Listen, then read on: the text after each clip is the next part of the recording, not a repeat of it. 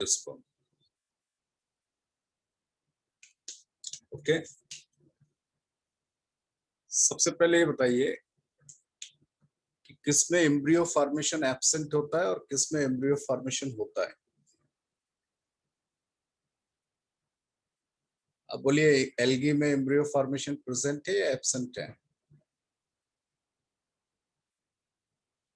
Hello, Yes, sir.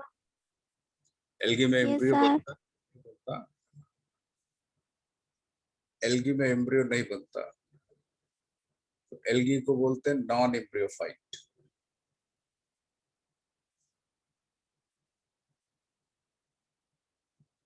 बच्चों, fertilisation के बाद एक डिप्लॉयड स्ट्रक्चर बनता है, उसको जाइगोट कहते हैं, और जनरली जाइगोट में इमीडिएटली मियोसिस हो जाती है, और अगर जाइगोट में तुरंत मियोसिस हो जाएगी तो फिर से हेप्लॉइड फेज एस्टेब्लिश हो जाएगी, एम्ब्रियो फॉर्मेशन एब्सेंट होगा। किस किस में एम्ब्रियो बनता है जरा बताओ? Bryophyta, pteridophyta, gymnosperm and angiosperm, they are embryophyte. तो ब्रायोफाइट, टेरिडोफाइट, जिम्नोस्पर्म, एंजियोस्पर्म, इन सब में एम्ब्रियो फॉर्मेशन होता है।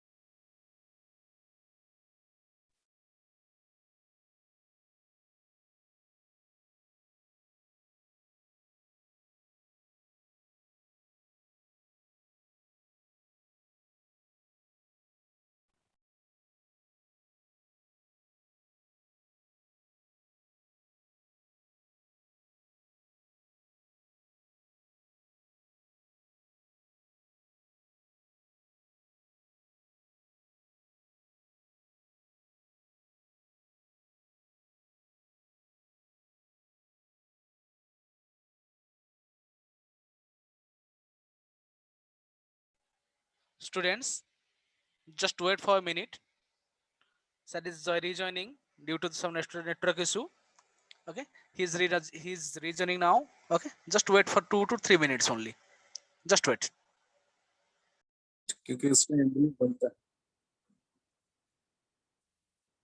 एम्ब्रियोफाइट। अब बोलो सबसे पहला एम्ब्रियोफाइट, फर्स्ट एम्ब्रियोफाइट कौन है?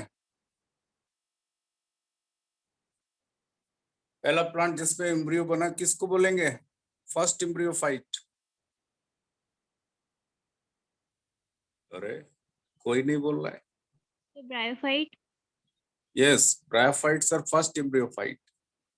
ब्रायोफाइट सबसे पहले प्लांट है जिसमें एम्ब्रियो फॉर्मेशन हुआ, that's why they are called as first embryophyte. अब आप बताओ वैस्कुलर टिश्यू जाइलम फ्लोएम किस में पाया जाएगा? एल्गी और ब्रायोफाइटा, इन दोनों में वैस्कुलर टिश्यू एब्सेंट होता है। तो बच्चों प्लांट में वैस्कुलर टिश्यू जाइलम फ्लोएम होता है। जाइलम वाटर और मिनरल का कंडक्शन करता है और phloem translocation of food material. तो जिसमें वैस्कुलर टिश्यू एब्सेंट होता है उसको एट्रैकियोफाइट कहते हैं। Algae and bryophyte, here vascular tissue absent, that's why they are called as atracheophyte.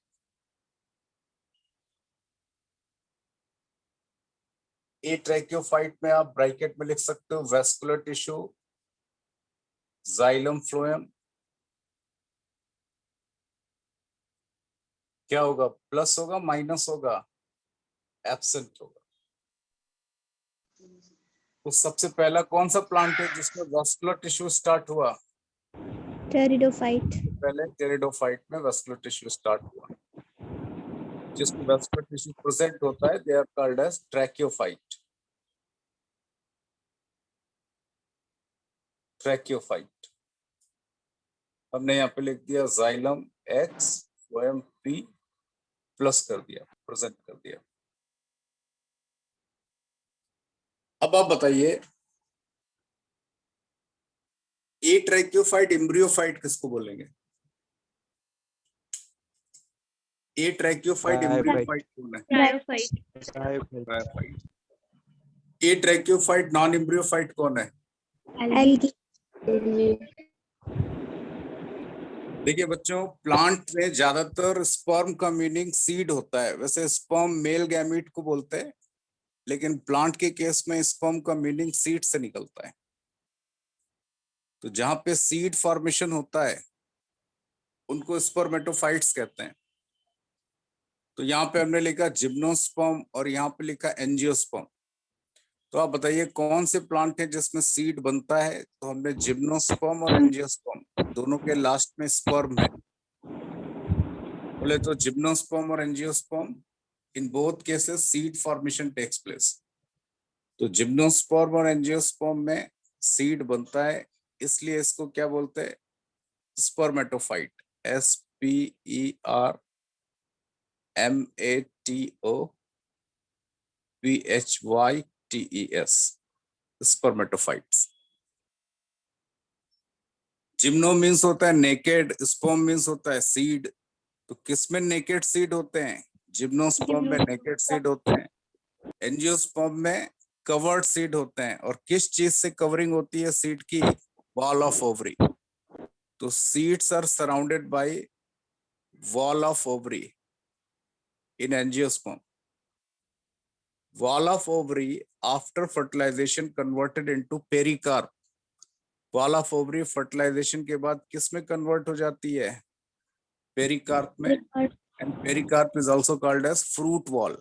बच्चों सीड और पेरिकार्प को मिला के क्या बोलते हैं? फ्रूट कहते हैं। तो अगर हम आपसे पूछते हैं कि फ्रूट किस में मिलता है? फ्रूट जिम्नोस्पर्म एंजियोस्पर्म दोनों में होगा या सिर्फ एंजियोस्पर्म में होगा? बोलो। Fruit formation takes place only in case of angiosperm. Fruit is the characteristic feature of angiosperm. अब आप बताइए जितने बाकी प्लांट हैं, बाकी मतलब एल्गी, ब्रायोफाइट, टेरिडोफाइट, यहाँ पर एम्ब्रियो नहीं बनता तो ये एम्ब्रियोफाइट होंगे। सॉरी, यहाँ पर सीड नहीं बनता तो जिसमें सीड फॉर्मेशन एब्सेंट होगा उसको स्पर्मेटोफाइट बोलेंगे, non spermatophyte. they are non-spermatophyte. Non-spermatophyte. ठीक है, तो ये मैंने कुछ आपको टर्मिनोलॉजी बताई और बाकी बहुत सारी टर्मिनोलॉजी है। देखिए, पहले हमने लिखा एम्ब्रियो प्रेजेंट, एम्ब्रियो एब्सेंट, इसके बेसिस पे एम्ब्रियोफाइट, नॉन एम्ब्रियोफाइट। अब बताइए, majority of the plant bryophyte, pteridophyte, gymnosperm, angiosperm, ये सब क्या है? एम्ब्रियोफाइट है। एक नॉन एम्ब्रियोफाइट है और वो एल्गी है। इसके बाद जिसमें वैस्कुलर टिश्यू पाया जाता है वो ट्रैकियोफाइट है, जिसमें वैस्कुलर टिश्यू एब्सेंट होता है वो एट्रैकियोफाइट होते हैं। तो कौन कौन से प्लांट ट्रैकियोफाइट हैं? Pteridophyte, gymnosperm, angiosperm, they are tracheophyte. Algae and bryophyte, they are atracheophyte. Next point है, जिसमें सीड फॉर्मेशन होता है उसको स्पर्मेटोफाइट कहते हैं, और जिसमें सीड नहीं बनता उसको नॉन स्पर्मेटोफाइट्स कहते हैं। ठीक है, देखिए इन दोनों के एंड में स्पर्म लगा हुआ है, और बॉटनी में स्पर्म का मीनिंग सीड होता है। तो यहाँ पे हमने लिख दिया gymnosperm, naked seed, angiosperm, covered seed. देखिए, जब आप टेरिडोफाइटा पढ़ोगे तो टेरिडोफाइटा में किसी किसी प्लांट में जो हेटेरोस्पोरस टेरिडोफाइट है उसमें सीड हैबिट पाई जाती है। सीड हैबिट का मतलब होता है सीड फॉर्मेशन की टेंडेंसी, लेकिन वहां पे सीड नहीं होता। Be careful. ठीक है, तो कौन कौन से प्लांट हैं जिनको स्पर्मेटोफाइट कहते हैं? Gymno and angio, they are called as spermatophyte. कौन से नॉन स्पर्मेटोफाइट होंगे? Algae, bryophyte, pteridophyte, they are called as non spermatophyte. Okay, चलो भाई, अब हम पूछते हैं आपसे, आप बोलो नॉन स्पर्मेटोफाइट ए ट्रैकियोफाइट कौन होगा? Non spermatophyte atracheophyte. Bryophyte. और कोई? Algae. Algae. Non bryophyte. Spermatophyte atracheophyte, bryophyte और एल्गी दोनों होगा। Yes sir. Non spermatophyte tracheophyte algae. कौन है? Non pteridophyte. स्पर्मेटोफाइट ट्रैकियोफाइट कौन है? टेरिडोफाइट। ठीक है, तो यस बच्चों सर। इसको नोट कर लो, इसके बाद हम इसको erase कर देते हैं। नहीं, नॉन स्पर्मेटोफाइट ट्रैकियोफाइट ये सिर्फ टेरिडोफाइट होगा। नॉन स्पर्मेटोफाइट ट्रैकियोफाइट सिर्फ टेरिडोफाइट होगा। अरे भैया, नॉन स्पर्मेटोफाइट है ना और ट्रैकियोफाइट भी है, तो इसमें सिर्फ टेरिडोफाइट आ जाएगा। जिम्नोस्पर्म, एंजियोस्पर्म ये स्पर्मेटोफाइट ट्रैकियोफाइट होंगे। ठीक है, जिम्नोस्पर्म, एंजियोस्पर्म स्पर्मेटोफाइट ट्रैकियोफाइट होंगे।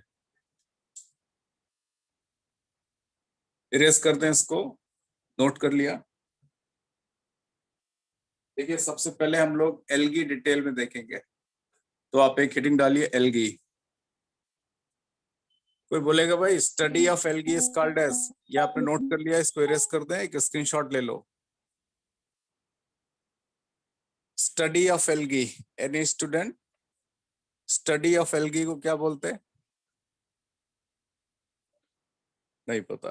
Study of algae is called as phycology या एल्गोलॉजी। तो फर्स्ट पॉइंट लिखिए, study of algae. Study of algae is phycology, also called as algology. Study of algae is called as phycology or algology. बोलो भैया, study of fungi is called as, fungi की study को क्या बोलते हैं? Mycology. Mycology. Algae में vascular tissue absent होता है, इसलिए ये ए ट्रैकियोफाइट है। ए ट्रैकियोफाइट। ए ट्रैकियोफाइट का मीनिंग क्या है? Xylem phloem absent. तो आप एक छोटा सा लाइन लिख लीजिए, vascular tissue xylem phloem absent. Vascular tissue xylem phloem absent. Next point, algae में एम्ब्रियो फॉर्मेशन नहीं होता, तो ये क्या होंगे? नॉन एम्ब्रियोफाइट। नॉन एम्ब्रियोफाइट ऐसे प्लांट होते हैं जिसमें एम्ब्रियो फॉर्मेशन एब्सेंट होता है। Embryo formation absent, embryo formation absent.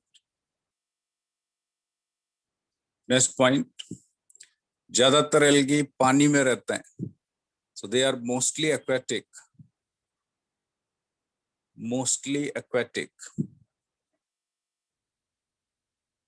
Fresh water में भी हो सकते हैं, मैरीन वाटर में भी हो सकते हैं। तो प्रेजेंट इन फ्रेश वाटर, जैसे तालाब है, रिवर है, नदी है, ये सब फ्रेश वाटर एल्गी इसमें पाई जाएंगी। समुद्र में मैरीन वाटर, मैरीन वाटर। तो ज्यादातर एल्गी कहाँ पे पाई जाती हैं? वाटर में। देखिए, एल्गी में रिप्रोडक्शन की बात करते हैं तो सारी की सारी एल्गी, जितनी भी एल्गी हैं मल्टीसेलुलर, उसमें वेजिटेटिव प्रोपगेशन, रिप्रोडक्शन 3 टाइप से हो सकता है, वेजिटेटिव, एसेक्सुअल एंड सेक्सुअल।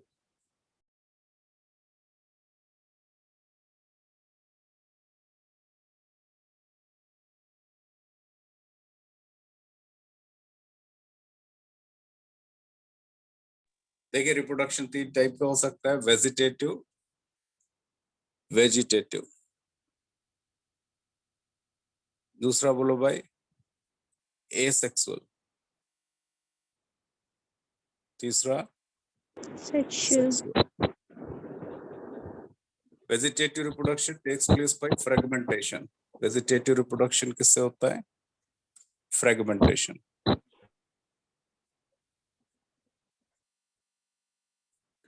देखिए, asexual reproduction takes place by asexual spore formation. तो यहां पर स्पोर फॉर्मेशन होता है। एसेक्सुअल स्पोर माइटोसिस से बनते हैं। कौन सा डिवीजन यहाँ पे होगा?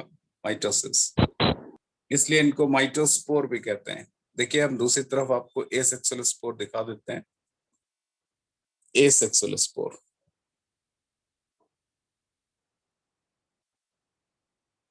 एसेक्सुअल स्पोर बनते किससे? माइटोसिस से। That's why they are called as mitospore. देखिए, the most common asexual spore is zoospore. सबसे कॉमन जो स्पोर होता है एल्गी में वो मोटाइल स्पोर है, उसमें फ्लैजेला होते हैं, वो लोकोमोट कर सकता है, इसलिए इसको जूस्पोर कहते हैं। Generally zoospore formation takes place when plentiful water present. अगर बहुत पानी होता है तो जूस्पोर बनते हैं। देखिए, अगर वाटर स्ट्रेस कंडीशन है then non motile spore formation takes place. ये नॉन मोटाइल स्पोर है, इसमें फ्लैजेला एब्सेंट होता है। They are called as aplanospore. Aplanospore यानी फ्लैजेला एब्सेंट, ये कब बनता है? वाटर स्ट्रेस कंडीशन में, अगर पानी कम होता है। बच्चों, अगर पानी बिल्कुल नहीं है, कंप्लीटली एब्सेंट, तो एक स्टेज आती है जिसमें ये नॉन मोटाइल स्पोर म्यूसिलेज में सस्पेंडेड रहते हैं। किसमें सस्पेंडेड रहते हैं? म्यूसिलेज में। So when non motile spore यानी aplanospore they suspended in mucilage, this condition is called as palmella stage.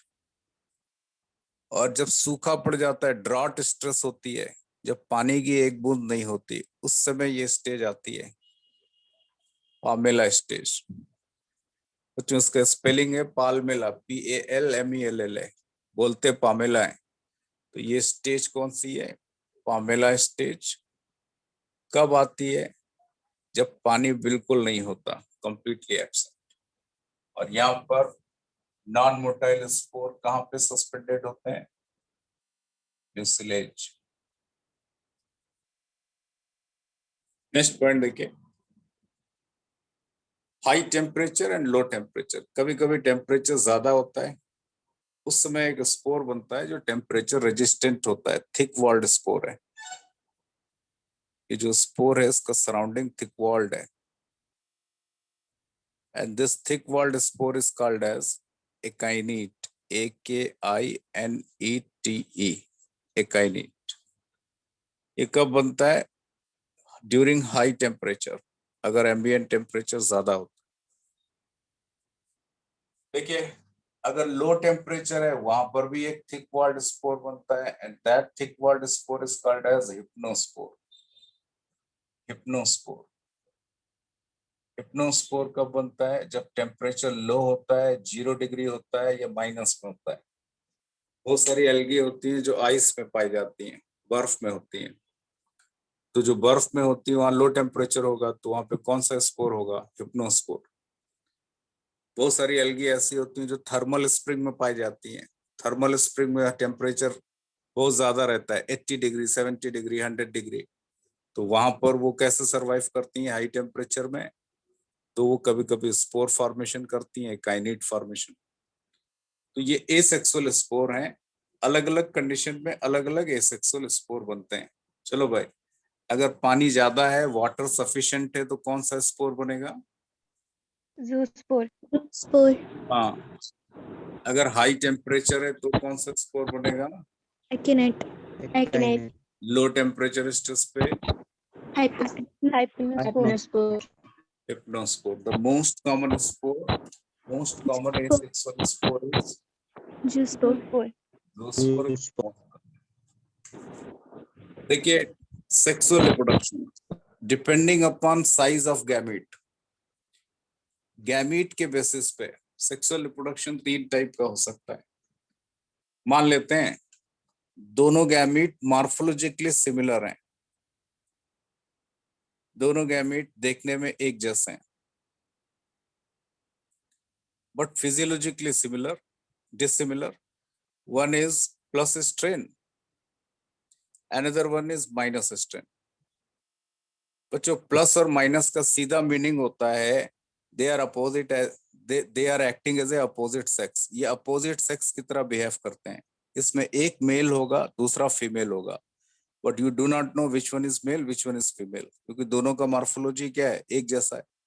अच्छा बताइए, ह्यूमन बीइंग के केस में जब बच्चा पैदा होता है तब आप उसको देख के आइडेंटिफाई कर लेते हो कि ये मेल है या फीमेल है, ठीक? लेकिन अगर दोनों का मॉर्फोलॉजी एक ही जैसा हो, कोई चेंजेस ना हो, तो आप मेल और फीमेल को डिस्टिंग्विश नहीं कर पाते। और अगर मेल और फीमेल के बीच में डिस्टिंग्विशन नहीं होता तो प्लस और माइनस से उसको रिप्रेजेंट करते हैं। तो यहाँ पर दोनों गैमीट क्या हैं? मॉर्फोलॉजिकली एक जैसे हैं। तो ये आइसोगैमीट्स कहलाते हैं। इसलिए अगर ये फ्यूज करेंगे तो ये क्या कहलाएगा? Sexual reproduction, isogamy. कभी कभी क्या होता है, जो स्पोर होते हैं वो मॉर्फोलॉजिकली डिसिमिलर होते हैं। एक स्पोर बड़ा होता है, उसको मैक्रो या मेगा स्पोर कहते हैं। दूसरा स्पोर छोटा होता है, उसको माइक्रो स्पोर कहते हैं। तो अगर आपको साइज में भी वेरिएशन दिखे, यानी मॉर्फोलॉजी और फिजियोलॉजी में भी वेरिएशन दिखे, तो ये क्या है? This is Anisogamy. Yes, anisogamy. देखिए during the course of time flagella disappear and this gamete converted into non-motile egg या ovum। ये फीमेल गैमीट होता है, ये किस में कन्वर्ट हो गया? नॉन मोटाइल गैमीट में, एग में। और मेल गैमीट छोटा है, मोटाइल है। तो यहाँ पे इसको एग का दूसरा नाम ओवम भी होता है। प्लांट में इसको ऊस्फियर भी कहते हैं। 3 नाम है देखिए। और ये कौन सा गैमीट होता है? Female gamete. मेल गैमीट को एंथ्रोजॉइड बोलते हैं। तो आप बताओ यहाँ पर एग या ओवम की वजह से ये सेक्सुअल रिप्रोडक्शन क्या कहलाएगा? ऊगैमी। तो on the basis of size of gamete, morphology of gamete, sexual reproduction, how many types? Sexual reproduction 3 types. कौन कौन सा? Isogamy, anisogamy, oogamy. इसका एग्जाम्पल मैं जस्ट आगे जब आपको एल्गी पढ़ाऊंगा वहां पे मिल जाएगा। बोलो भाई फिर से देखिए, तीन टाइप के मैंने आपको रिप्रोडक्शन बताया। पहला बताया वेजिटेटिव। वेजिटेटिव रिप्रोडक्शन किससे होगा? फ्रेगमेंटेशन से। Asexual reproduction takes place by asexual spore formation. Asexual spore अलग अलग कंडीशन में अलग अलग टाइप के बनते हैं। अगर वाटर ज्यादा होता है तो जू स्पोर बनते, अगर पानी कम होता है तो एप्लेनोस्पोर बनते, अगर वाटर एब्सेंट होता है तो पामेला स्टेज आती है, अगर हाई टेम्परेचर स्ट्रेस है तो एकाइनीट आएगा, लो टेम्परेचर स्ट्रेस है तो हिप्नोस्पोर आएगा। Sexual reproduction depending upon shape and size of gamete may be are of three types. अगर both gametes are morphologically similar, then it is isogamy. If both gametes are morphologically dissimilar, one is larger, mega या macrogamete, another one is smaller, microgamete, then it is anisogamy. One gamete is egg or ovum or oosphere, which is non-motile. Another gamete is sperm or anthrozoid, which is motile, then it is called as oogamy. Sexual reproduction तीन type का होगा। तो मैं इसको पूरा एक बार focus कर देता हूं, आप एक स्क्रीनशॉट लो, कोई डाउट हो तो पूछो, फिर लिखिए क्लासिफिकेशन। देखिए मैं एक बार रिपीट कर देता हूं। एल्गी में वेस्कुलर टिश्यू एब्सेंट है, that's why they are atracheophyte. Embryo formation absent है, that's why non embryophyte. Most of the time algae present in fresh water और marine water. They have three types of reproduction: vegetative, asexual, and sexual. Vegetative by fragmentation. The most common asexual spore is zoospore, and depending upon size of the gamete, sexual reproduction may be isogamy, anisogamy, or oogamy. बोलो भाई, study of algae is called as phycology or algology. तो एक इसका screenshot ले लो आप, फिर लिखिए classification of algae. Classification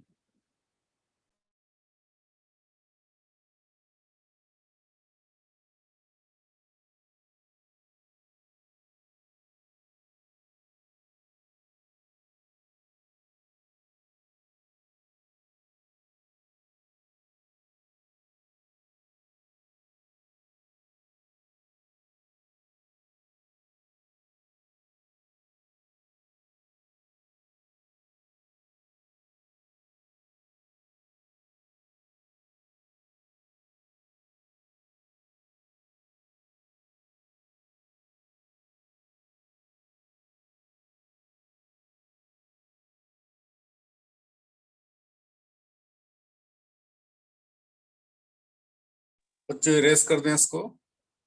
Yes, sir. Yes, sir.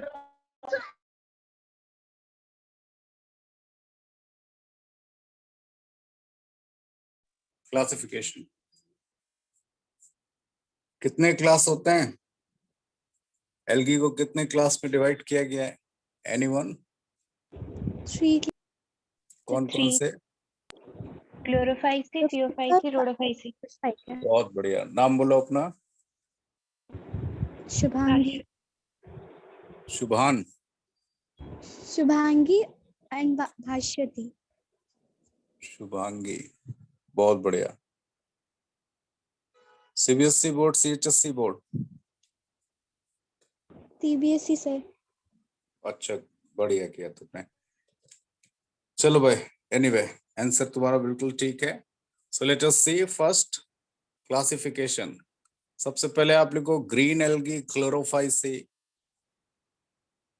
Chlorophyceae कौन सी एल्गी आती है यहाँ पे? ग्रीन। Algae. दूसरा आप लिख लीजिए brown algae. Brown algae Phaeophyceae. Spelling देखिए, PHAEO फाइसी, PHYCEAE। ये ब्राउन एल्गी है। और तीसरा आप लिखिए रेड एल्गी रोडोफाइसी। तो इन्होंने बिल्कुल ठीक क्लासिफिकेशन बताया, रोडोफाइसी। रोडोफाइसी रेड एल्गी है। तो हम लोग बिल्कुल एनसीईआरटी के अकॉर्डिंग चलेंगे, green algae, brown algae and red algae. So let us see first pigment, कौन कौन से पिगमेंट पाए जाते हैं ग्रीन, ब्राउन, रेड में। बच्चों chlorophyll a is the universal pigment. Chlorophyll a तीनों ग्रुप में होगा, मतलब यहां पर भी होगा chlorophyll a, here also chlorophyll A, here also chlorophyll A. B is the characteristic feature of chlorophyce. Chlorophyce में chlorophyll B होगा और ये B जिम्नोस्पर्म, एंजियोस्पर्म यानी हायर प्लांट में भी पाया जाता है। C is the characteristic feature of brown algae and D is the characteristic feature of red algae. तो D किस में पाया जाएगा? Red algae। देखिए इसके अलावा एक और पिगमेंट यूनिवर्सल होता है, वो कैरोटिनॉइड पिगमेंट होता है। तो कैरोटिनॉइड पिगमेंट यूनिवर्सल है, सब में पाया जाता है। बच्चों यहाँ पर एक कैरोटिनॉइड पिगमेंट है, इसको फ्यूकोजैंथीन कहते हैं, फ्यूकोजैंथीन। और फ्यूकोजैंथीन ब्राउन कलर का होता है और ये एक्सेस होता है, सबसे ज्यादा यही होता है। That's why the color of the brown algae is brown because of presence of excess fucoxanthin pigment. तो यहाँ पर excess fucoxanthin होता है, इसलिए इसका कलर क्या होता है? ब्राउन। बच्चों यहाँ पे एक पिगमेंट होता है, उसको बोलते हैं phycobilin. Phycobilin, phycobilin not only present in red algae but also present in cyanobacteria या blue green algae। तो हमने ब्रैकेट में लिख लिया blue green algae as well as red algae, यानी ये दोनों जगह पाया जाता है। साइनोबैक्टीरिया में भी पाया जाता है और कहाँ पाया जाता है? रेड एल्गी में भी। बच्चों फाइकोबिलिन 3 टाइप का होता है। One is called as phycocyanin, एक को बोलते हैं फाइकोसाइनिन। दूसरा इसका छोटा भाई है एल्लोफाइकोसाइनिन, एल्लोफाइकोसाइनिन। और जब आप साइनिन लगाते हो एंड में, तो साइनिन का मतलब होता है ब्लू कलर। कौन सा कलर होता है इसका? ब्लू।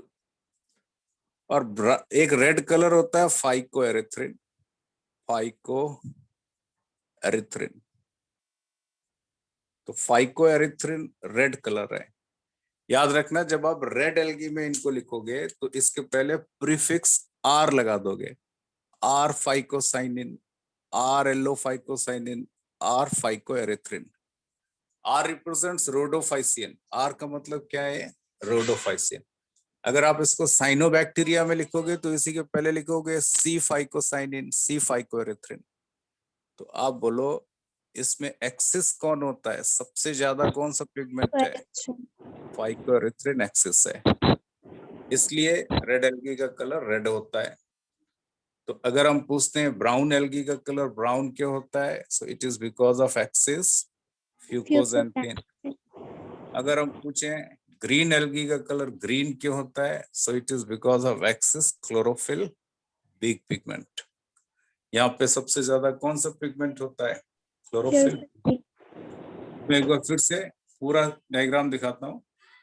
पहले वाले में क्लोरोफिल बी एक्सिस है, दूसरे वाले में फ्यूकोजैंथीन एक्सिस है और तीसरे वाले में फाइकोएरिथ्रिन एक्सिस है। That's why the first one is green, the second one is brown and the third one is red. देखिए बच्चों इसके बाद हम लोग देखेंगे reserve food. The second one is reserve food. Reserve food present in the form of starch. यहाँ पे reserve food किस फॉर्म में होता है? स्टार्च के फॉर्म में होता है। देखिए in green algae starch accumulated around the protein core. बीच में एक प्रोटीन कोर है, इसके चारों तरफ स्टार्च एक्यूमुलेटेड रहती है। तो हमने लिख दिया स्टार्च शीथ और सेंटर में क्या है? Protein core. सेंटर में एक प्रोटीन कोर है and this combined structure is called as pyrenoid. इस स्ट्रक्चर को क्या कहते हैं? इसको पायरिनॉइड कहते हैं। And this pyrenoid is the characteristic feature of green algae. ये कहाँ पे पाया जाता है पायरिनॉइड? ग्रीन एल्गी में पाया जाता है। नेक्स्ट पॉइंट देखिए, reserve food of the brown algae. यहाँ पे एक एल्गी लैमिनेरिया होती है, उसमें डिस्कवर हुआ था स्टार्च, इसलिए इसको लैमिनेरिन स्टार्च कहते हैं। क्या कहते हैं बोलो? लैमिनेरिन स्टार्च। एक एल्कोहल भी होती है, मैनिटॉल एल्कोहल। कौन सी एल्कोहल है? मैनिटॉल। Mannitol alcohol. तो ये क्वेश्चन पूछते हैं, alcoholic reserve food present in, the answer is brown algae. अब यहाँ पे एक स्टार्च होता है, उसको फ्लोरिडियन स्टार्च कहते हैं। Floridean starch. बच्चों, जो फ्लोरिडियन स्टार्च है इसमें ब्रांचिंग होती है, ये ब्रांच्ड होता है। In the same way plant में, हायर प्लांट में जो स्टार्च होती है, एक होता है अमाइलोज, एक होता है अमाइलोपेक्टिन। अमाइलोपेक्टिन, अमाइलोपेक्टिन में भी ब्रांचिंग होती है, और एनिमल में होता है ग्लाइकोजन। एनिमल में क्या होगा? Glycogen. So amylopectin as well as glycogen, they also having branching. इसमें भी ब्रांचिंग है। तो अगर हम पूछते हैं आपको फ्लोरिडियन स्टार्च किससे स्ट्रक्चरली मिलता है, तो आप लिखोगे floridean starch is structurally similar to amylopectin and glycogen. किस रिस्पेक्ट में? Because both having branching. यहाँ पर भी ब्रांचिंग है, यहाँ पर भी ब्रांचिंग है, लेकिन स्टार्च फ्लोरिडियन ही होता है, ये नहीं होता है, याद रखना। स्ट्रक्चर इससे मिलता है। ये क्वेश्चन निट का है, आप लिख लीजिए। लिखिए floridean starch is similar to amylose and floridean starch is similar to amylopectin and glycogen. लिखिए point, floridean starch is similar to floridean starch is similar to amylopectin and glycogen. Okay, तो भाई बोलो रिजर्व फूड, कोई बोलेगा? तीनों का reserve food बता दो।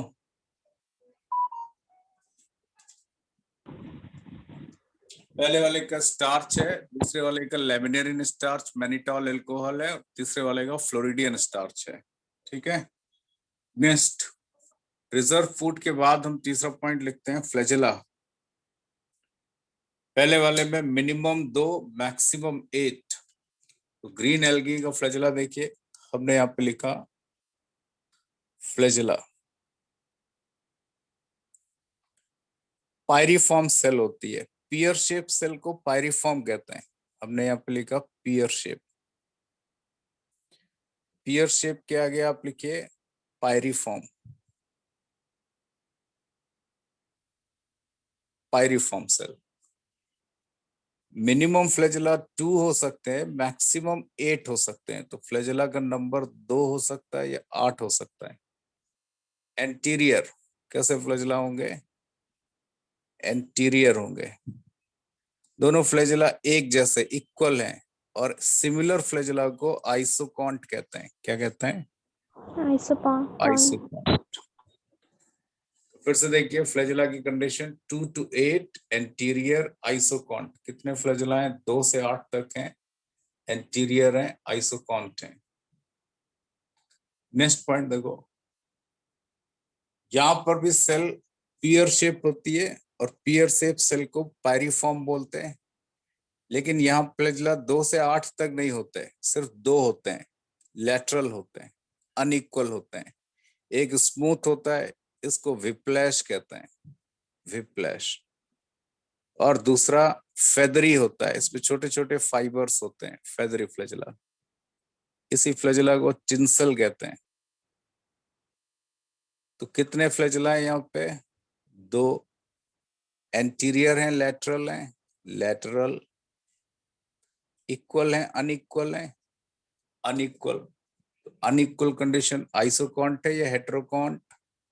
हेटेरोकॉन्ट। ठीक है, तो यहाँ पर फ्लैजेला 2 हैं, लैटरल हैं, हेटेरोकॉन्ट कंडीशन है। बोलो भाई रेड एल्गी में फ्लैजेला होगा या एब्सेंट होगा? completely absent asexual spore as well as sexual gamete, दोनों में फ्लैजेला नहीं होगा, तो flagella completely absent in red algae. एक बार मैं तीनों को फोकस कर देता हूं. Can you tell the flagella condition in green algae, brown algae and red algae? भाई बता दो. 2 to 8 flagella in green algae, 2 Yes. flagella in brown, and no flagella in red algae.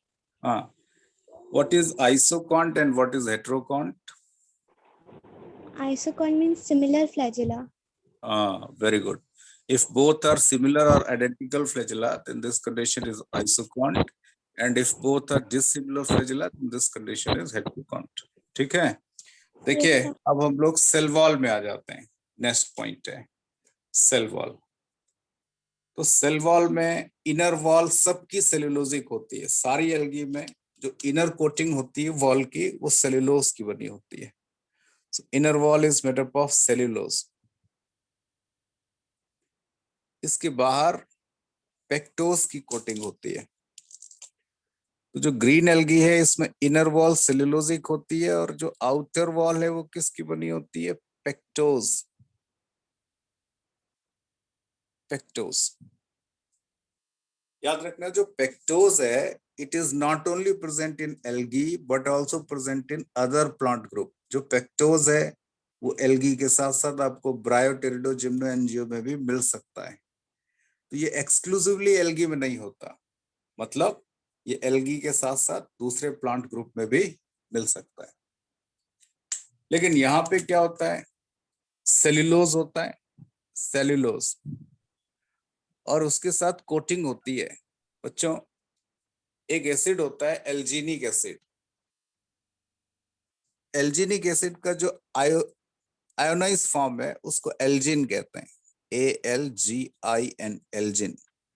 फिर एक एसिड होता है फ्यूसिनिक एसिड. आप सबको पता है एसिड में COOH कार्बोक्सिलिक ग्रुप होता है. तो इसका H हटा दो तो कौन सा चार्ज आएगा? Negative, COO minus. तो बिल्कुल ऐसे ही फ्यूसिनिक एसिड का शॉर्ट फॉर्म क्या है? फ्यूसिन. अब जो एल्जिन और फ्यूसिन है ये सेल वॉल को नेगेटिवली चार्ज बनाते हैं. किसकी वजह से? Because of presence of COO minus group. तो यहाँ पर ये वाटर के साथ हाइड्रोजन बॉन्डिंग कर लेगा, और अगर वाटर के साथ हाइड्रोजन बॉन्डिंग कर लेता है तो ये वाटर के साथ कोलाइडल सॉल्यूशन बना लेता है. इसलिए इनको हाइड्रोकोलाइड्स कहते हैं. क्या कहते हैं? Hydrocolloids. They are also called as phycocolloid. इन्हीं को हाइड्रोकोलाइड के साथ साथ और क्या बोलते हैं? Phycocolloid. Because they exclusively present in algae. ये एल्गी में ही होते हैं और दूसरे किसी प्लांट ग्रुप में नहीं पाए जाते. अब आप बताइए, यहाँ पर जो नेगेटिव चार्ज है ये COO माइनस की वजह से, सल्फेट की वजह से नहीं है. That's why they are also called as non sulphated. इन्हीं का दूसरा नाम होता है नॉन सल्फेटेड हाइड्रोकोलाइड्स. हम इसमें आ जाते हैं रेड एल्गी में. रेड एल्गी में भी सेल्यूलोज है. रेड एल्गी में क्या है? सेल्यूलोज प्लस आपने सुना होगा एक कंपाउंड होता है अगर अगर. जब आप टिश्यू कल्चर करते हो, टिश्यू कल्चर में सॉलिड मीडिया बनाने के लिए अगर अगर का यूज करते हैं. Tissue culture also called as micro propagation. Tissue culture का दूसरा नाम क्या है? Micro propagation. एक और कंपाउंड होता है कैराजेनिन. कैराजेनिन. एक और कंपाउंड होता है फ्यूनोरी. बच्चों, ये अगर अगर, कैराजेनिन, फ्यूनोरी, इनमें भी नेगेटिव चार्ज होता है, लेकिन ये नेगेटिव चार्ज सल्फेट की वजह से होता है. किसकी वजह से होता है? SO4 minus minus. तो यहाँ पर भी नेगेटिव चार्ज है, लेकिन ये नेगेटिव चार्ज सल्फेट की वजह से. तो ये भी हाइड्रोकोलाइड्स हुए, लेकिन ये सल्फेटेड हाइड्रोकोलाइड्स हैं. ये हाइड्रोकोलाइड्स क्या कहलाएंगे?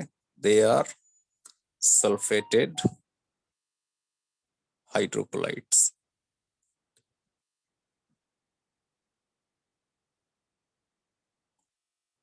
ओके, मैं आपको आगे अभी बताऊंगा. जो अगर अगर होता है इसको टिश्यू कल्चर में यूज करते, सॉलिड मीडिया प्रिपरेशन में.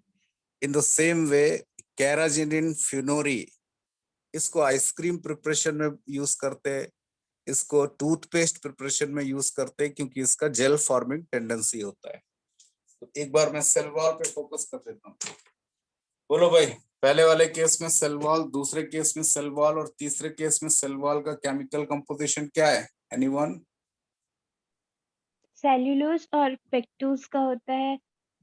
यस, सेकंड में सेलुलोज प्लस सेल्यूलोज प्लस अल्किन एल्गिन हाँ, और फ्यूसिन का होता है। फ्यूसिन। एल्गिन एंड थर्ड में fucin. Algin fucin sulphated hydrochlorides हैं, नॉन सल्फेटेड हैं? Non non sulphated. सल्फेटेड। अब जरा रेड एल्गी में जरा सल्फेटेड फाइकोक्लोराइड बोल दो, रेड एल्गी का, रेड एल्गी का sulphated phycochloride. Sir sulphate hydrochloride. Red algae का जो सल्फेटेड हाइड्रोक्लोराइड है वो अगर अगर है, फ्यूनोरी है, कैराजेनिन है। रेजिन। बोलो किसको यूज करते हैं टिश्यू कल्चर में, मीडिया प्रिपरेशन में? अगर अगर अगर अगर फिनोरी कैराजिनिन किस में यूज होता है? फिनोरी सर कैराजिनिन जेल।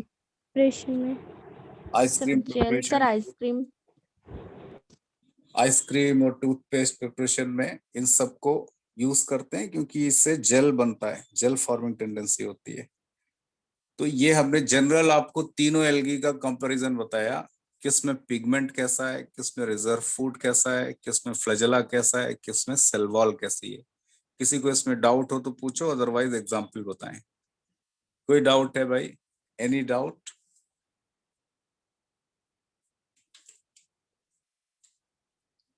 कोई टेंशन मत लीजिए, बड़े आराम से आप अपना डाउट पूछ सकते हो। कोई भी प्रॉब्लम, कुछ भी ना समझ में आए, आप तुरंत बोल सकते हो। दिखाई ना पड़े, विजिबिलिटी क्लियर ना हो तब भी बोल सकते हो। क्लियरली विजिबल है सर इसका आपको स्क्रीनशॉट मिल जाएगा, टेंशन मत लो। हाँ बोलो। सर सर रिजर्व फूड में सर ब्राउन फाइकोफाइसी में सर थोड़ा समझा दीजिए, समझ में नहीं आया। इसमें क्या समझ में नहीं आया? ब्राउन एल्गी में एक ब्राउन एल्गी होती है लैमिनेरिया, उसमें एक सर स्टार्च डिस्कवर हुआ था, इसलिए उस स्टार्च का नाम क्या रख दिया गया? लैमिनेरिन स्टार्च। एक शुगर होती है, उसका नाम होता है मैनो शुगर। मैनो शुगर का एल्कोहलिक फॉर्म मैनिटॉल एल्कोहल होता है। तो जो ब्राउन एल्गी है इसमें दो टाइप का रिजर्व फूड है, एक तो स्टार्च होता है और एक एल्कोहल होता है। ठीक है, तो इसमें यस सर। लैमिनेरिन स्टार्च और मैनिटॉल एल्कोहल ये रिजर्व फूड है। Yes sir, thank you sir. चलिए हम लोग एग्जाम्पल देख लेते हैं चलते चलते। आप लिखिए example of the green algae. तो ग्रीन एल्गी के एग्जाम्पल में, एक मिनट रुको, इसका एक स्क्रीनशॉट ले लेते हैं।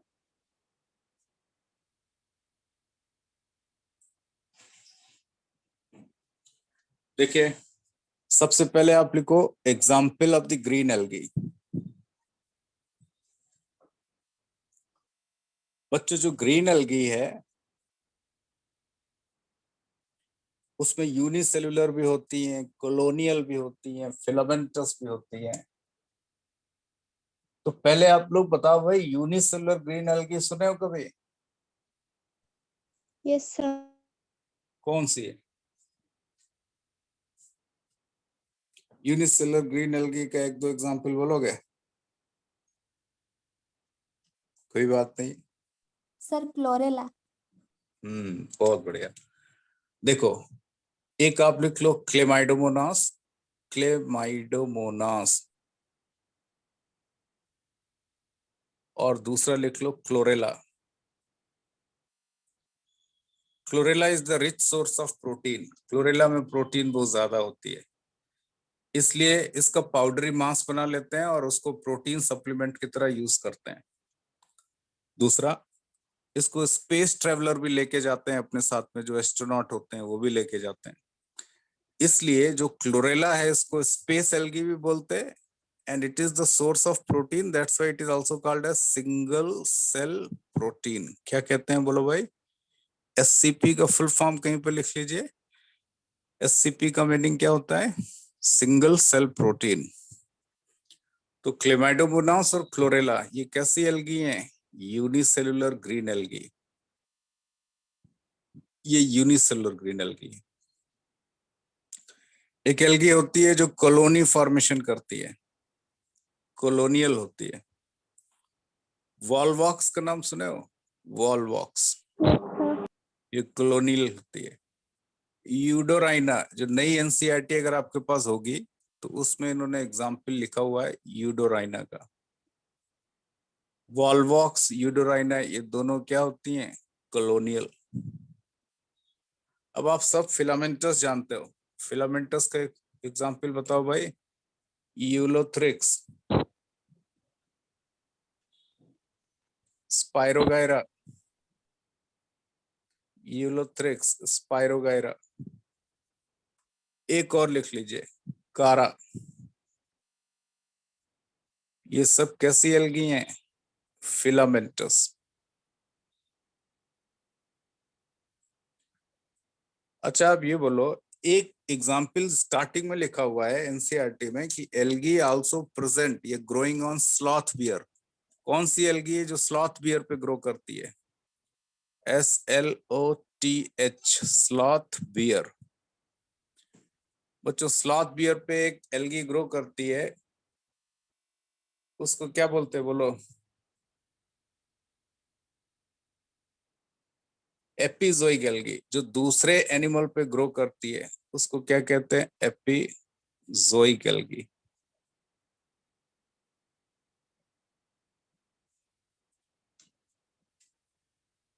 कोई बताएगा जो दूसरे प्लांट पे ग्रो करती है उस एल्गी को क्या कहेंगे? जो दूसरे प्लांट पे ग्रो करेगी उसको क्या कहेंगे? Epiphytic algae. जो दूसरे प्लांट पे ग्रो करती है वो एपिफाइटिक होती है। एल्गी का नाम ट्राइकोफाइलस है, trichophilus. So trichophilus is the epizoic algae growing on sloth bear. Copy करिए इसको। इसके नीचे लिखिए examples of the green algae.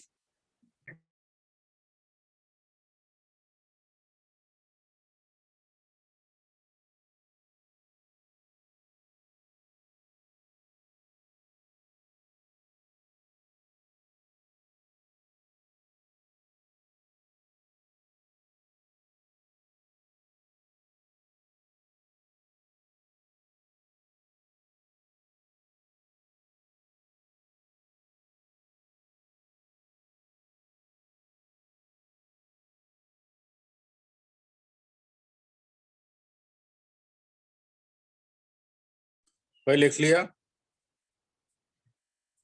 Yes, sir. Brown algae. सबसे पहला पॉइंट यह है कि जो ब्राउन एल्गी हैं वो बहुत बड़ी होती हैं और जनरली उसकी प्लांट बॉडी को 3 पार्ट में डिवाइड करते हैं। एक से जिससे वो अटैच रहती हैं, दूसरा स्टॉक लाइक स्ट्रक्चर होता है और तीसरा लीफी स्ट्रक्चर होता है। यही फोटोसिंथेसिस भी करता है। तो जिससे अटैच रहते हैं इस पार्ट को होल्ड फास्ट कहते हैं। क्या कहते हैं? Hold fast. Stock like structure को स्टाइप कहते हैं, स्टाइप। और जो लीफ लाइक स्ट्रक्चर है इसी को फ्रॉन्ड, FROND, फ्रॉन्ड, या इसी को लेमिना बोलते हैं, लेमिना। और यही ग्रीन एंड फोटोसिंथेटिक होता है, इसी में क्लोरोफिल होता है और यही फोटोसिंथेसिस करता है। बच्चों लेमिना वेल डेवलप है इसलिए इसका नाम लेमिनेरिया पड़ गया। क्या पड़ गया बोलिए? लेमिनेरिया। इसको लेमिनेरिया इसलिए कहते हैं क्योंकि इसमें वेल डेवलप लेमिना है। और बिल्कुल लेमिनेरिया के जैसा ही एक और बहुत बड़ी एल्गी होती है, उसको मैक्रोसिस्टिस कहते हैं, MACROCYSTIS, मैक्रोसिस्टिस। लेमिनेरिया और मैक्रोसिस्टिस दोनों की हाइट 100 मीटर तक जा सकती है। कितनी हाइट जा सकती है बोलो? 100 मीटर। और इन दोनों को कॉमनली केल्प कहते हैं। क्या कहते हैं? केल्प। तो ये ब्राउन एल्गी का एक एग्जांपल मैंने बताया, लेमिनेरिया, और दूसरा एग्जांपल क्या है? Macrocystis. Laminaria and macrocystis, they are commonly called as kelp. Okay, next point देखिए, फ्यूकस। बच्चों फ्यूकस का जो लेमिना होता है इसमें ब्रांचिंग होती है, ये ब्रांच्ड होता है, तो ब्रांच्ड लेमिना पाया जाता है फ्यूकस में। और ये जो लेमिना है इसमें छोटे छोटे एयर ब्लैडर होते हैं जिसमें एरेनकाइमा टिश्यू होता है, जिसकी वजह से ये सरफेस पे फ्लोट करते रहते हैं। तो इसमें आपको एयर ब्लैडर मिलेगा और एयर ब्लैडर में एयर कैविटी होती है जिसकी वजह से फ्लोट करते हैं। इसके भी 3 पार्ट हैं, होल्ड फास्ट, स्टाइप, फ्रंट। क्या नाम है इसका? फ्यूकस। फ्यूकस का आपको 2 पॉइंट याद रखना है। एक तो इसका लाइफ साइकिल डिप्लॉन्टिक होता है, आगे मैं आपको लाइफ साइकिल पढ़ाऊंगा। तो फ्यूकस का लाइफ साइकिल कैसा होता है? डिप्लोबायोन्टिक। और फ्यूकस में अभी हमने सेक्सुअल रिप्रोडक्शन 3 टाइप का बताया, आइसोगैमी, एनाइसोगैमी, ऊगैमी। तो यहाँ पर ऊगैमस टाइप सेक्सुअल रिप्रोडक्शन है, ऊगैमी। हाईली ब्रांच लेमिना, बहुत ज्यादा ब्रांचिंग होती है लेमिना में, डिक्टियोटा के केस में। ये डिक्टियोटा है, हाईली ब्रांच लेमिना, डिक्टियोटा। इसमें भी 3 पार्ट हैं, होल्ड फास्ट, स्टाइप, फ्रंट। ये कौन सी एल्गी है? डिक्टियोटा। देखिए ये 3 एनसीईआरटी में बनी है, इसलिए हमने एज इट इज इसको छाप दिया। और आप 2-3 एग्जाम्पल लिख सकते हो। एक एग्जाम्पल और लिखिए ब्राउन एल्गी का, Ectocarpus. Ectocarpus is the brown algae. एक एग्जाम्पल ब्राउन एल्गी का और लिख लीजिए, सारगासम। सारगासम इज द ब्राउन एल्गी। ये सारी एल्गी कौन सी हैं? Brown algae. तो बोलो भाई, ब्राउन एल्गी की प्लांट बॉडी को कितने पार्ट में डिवाइड कर सकते हैं? How many part? 3 parts. कौन कौन से? Hold fast, type, frond. Very good. Hold fast, type, frond. Frond also called as lamina and it is green and photosynthetic. Brown algae सबसे बड़ी होती हैं। अगर हम कहते हैं रेड ग्रीन ब्राउन में सबसे जायंट कौन है, तो ब्राउन एल्गी होती है। नेक्स्ट देखिए, जो रेड एल्गी हैं ये भी ज्यादातर मैरीन वाटर में रहती हैं। रेड एल्गी भी पेरेनकाइमेटस हो सकती है, जैसे एग्जांपल हमने लिखा पोरफायरा। फिलामेंटस भी हो सकती है और इसमें ब्रांच्ड फिलामेंट हो सकता है। तो रेड एल्गी इसमें ब्रांच्ड फिलामेंट होते हैं। पहले वाला लिख दिया पोरफायरा। पोरफायरा कौन सी एल्गी है? Porphyra is the red algae. दूसरा वाला डायग्राम है पॉलीसाइफोनिया। पॉलीसाइफोनिया। पॉलीसाइफोनिया भी कौन सी एल्गी है? Red algae.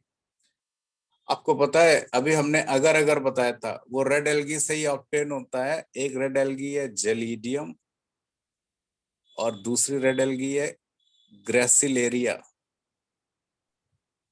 तो बताइए अगर अगर का सोर्स क्या है? Agar agar obtain from Gelidium and gracilaria.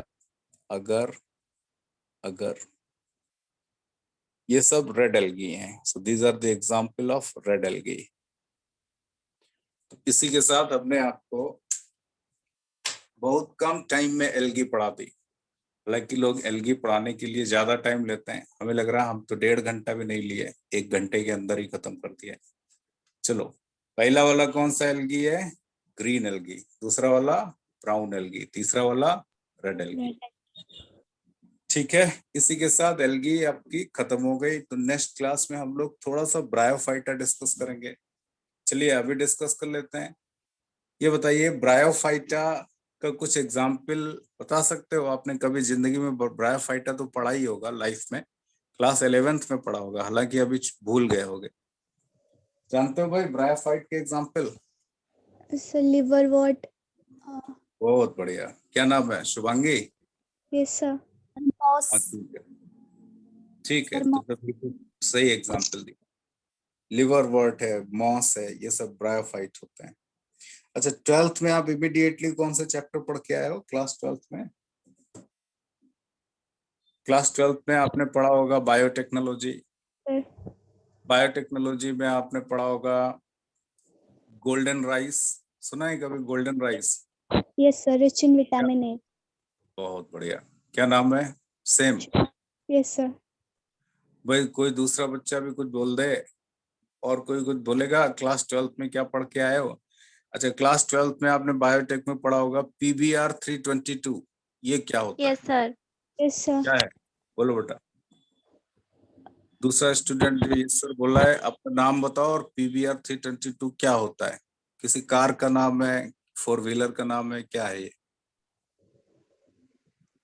Sir, vector होता है ये. हाँ बहुत बढ़िया। ये प्लाज्मिड वेक्टर होता है। P for plasmid. और 2 साइंटिस्ट थे, ओलिवर थे, एक रॉडी गूस थे, उन्होंने उसको बनाया था, इसलिए इसको PBR 322 कहते हैं। चलो भाई हम रैंडमली क्वेश्चन पूछ रहे हैं, कोई बताएगा PCR का पूरा नाम क्या होता है? PCR Polymerase chain reaction.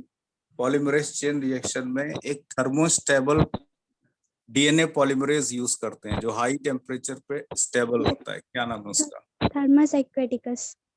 हाँ, वो एल्गी थर्मस एक्वेटिकस एक बैक्टीरिया होता है और एंजाइम होता है टैग पॉलीमरेज। क्या नाम होता है उसका? Tag tag polymerase. पॉलीमरेज। बहुत बढ़िया। अच्छा बोलो भाई, जब आप फिंगरप्रिंटिंग करते हो, DNA फिंगरप्रिंटिंग, तो कौन से 2 बंदों का DNA फिंगरप्रिंट आइडेंटिकल आता है? हर आदमी का DNA फिंगरप्रिंट वेरी करता है, लेकिन 2 लोगों का एक जैसा आता है। कौन है वो? Any student? नहीं पता? मैं बता देता हूं। जो आइडेंटिकल ट्विंस होते हैं उनका फिंगरप्रिंट आइडेंटिकल आता है। फिंगरप्रिंट आइडेंटिकल ट्विंस का सेम होता है, समझे? और सबका वेरी करता है, आइडेंटिकल ट्विंस का सेम होता है। अच्छा, जब आपने ये पढ़ा होगा DNA फिंगरप्रिंटिंग, तो वहां पर एक टर्म है VNTR। VNTR का पूरा नाम जानते हो? हाँ बोलो। Variable number of tandem repeats. हाँ नाम बोलो, अपना नाम बोलो। ठीक है, Anand Kishore. फिर से बोलो। Anand Kishore. Anand Kishore. Sir, Anand. अनंत, तुम्हारा कौन सा बोर्ड है? CHSC, CBSE? CBSE. बहुत बढ़िया, सही बोले। अच्छा कोई बताओ, जब आपने पढ़ा होगा ह्यूमन जीनोम प्रोजेक्ट, तो वहां पर 2 वेक्टर यूज किए गए, BAC and YAC. BAC and YAC का फुल फॉर्म क्या है? BAC YAC का फुल फॉर्म क्या है? Any student? Sir, BAC का full form bacterial artificial chromosomes. YAC yeast artificial chromosomes. हाँ सेम। अनंत सेम स्टूडेंट? Yes, sir. बहुत बढ़िया, Yes, sir. Very good. बिल्कुल ठीक बताया इन्होंने। Bacterial artificial chromosome, yeast artificial chromosome. अच्छा आपने जेनेटिक्स पढ़ा होगा, तो जेनेटिक्स में एक जगह लिखा हुआ है एडाप्टर मॉलिक्यूल। आप बताइए किस RNA को एडाप्टर मॉलिक्यूल कहते हैं? rRNA, mRNA, tRNA, किसको एडाप्टर मॉलिक्यूल कहते हैं? Sir, tRNA. बहुत अच्छा, वेरी गुड। अच्छा ये बताओ, आपने पढ़ा होगा मेंडेलियन जेनेटिक्स, तो मेंडल का एक्सपेरिमेंटल प्लांट क्या है? किस पे एक्सपेरिमेंट किया? Scientific name. Sir, Sir, pea plant. Sir, pea plant. हाँ, पाइसम सेटाइवम में क्रोमोसोम नंबर कितना होता है डिप्लॉयड सेल में?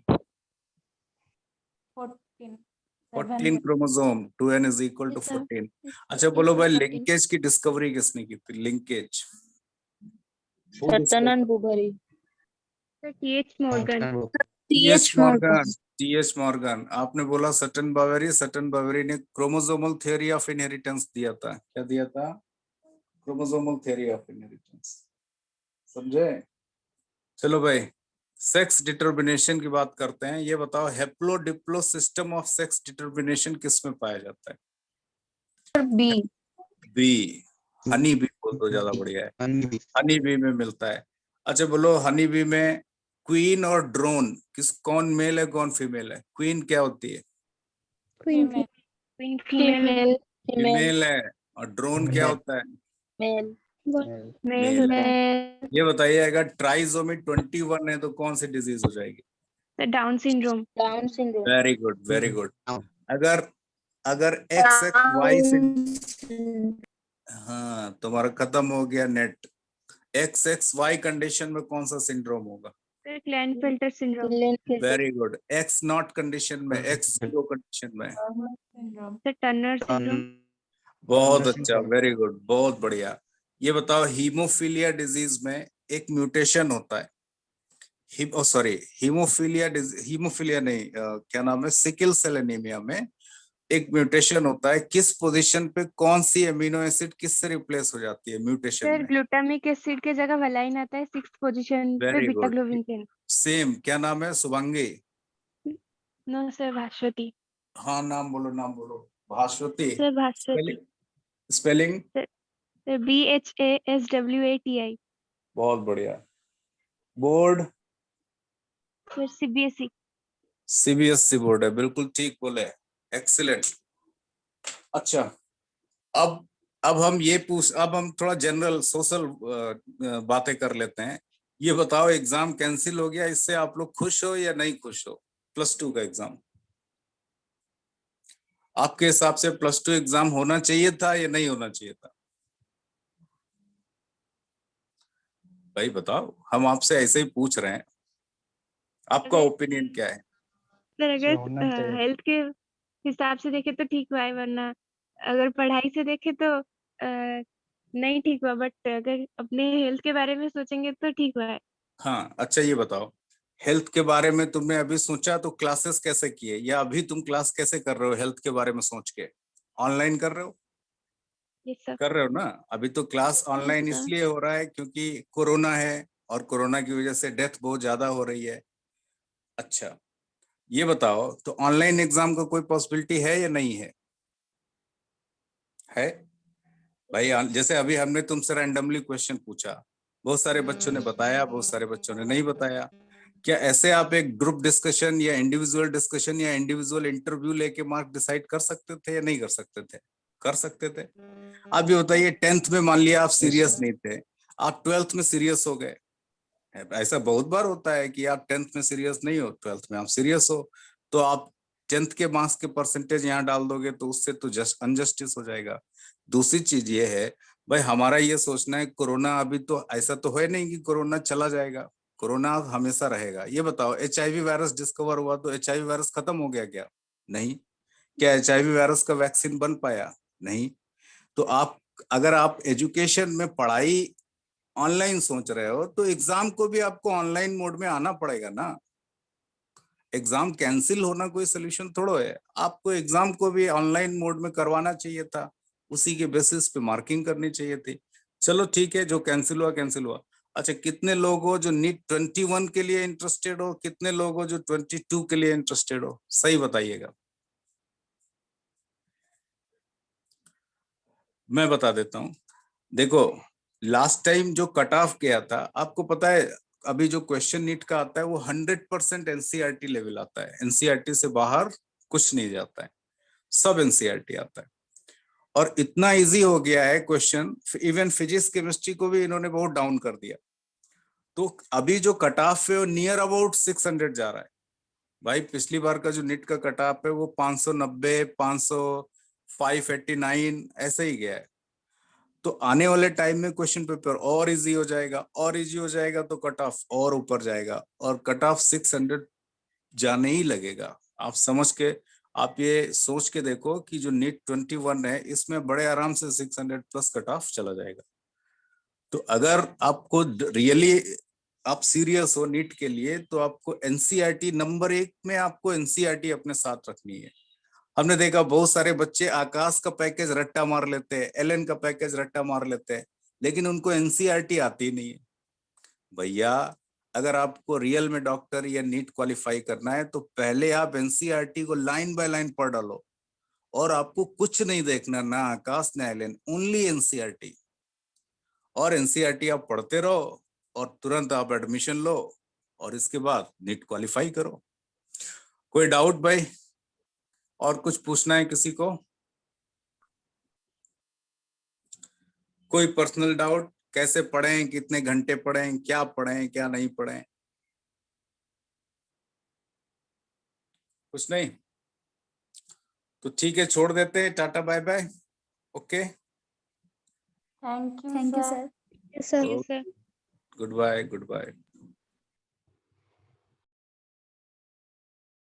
थैंक